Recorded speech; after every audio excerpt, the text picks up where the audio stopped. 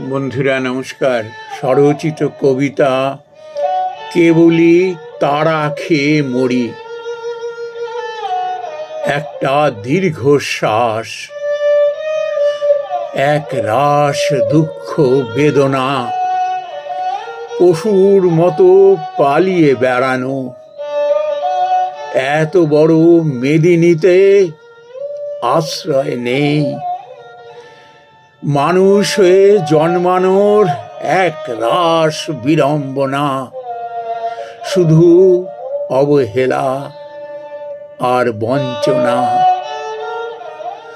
জীবে প্রেম নাই, ঈশ্বর দুরস্ত, স্বঘোষিত ভগবান সব। মানুষ তাই পশুরও অধম। তোমার জায়গা মিলেছে, আমি তারা খাওয়া হতভাগা মনুষ্য। এই দুনিয়ায় পশুও উচ্চতম ন্যায়ালয়ে বিচার পায়। সভ্য মানুষ তার জন্য কাঁদে, লড়ে।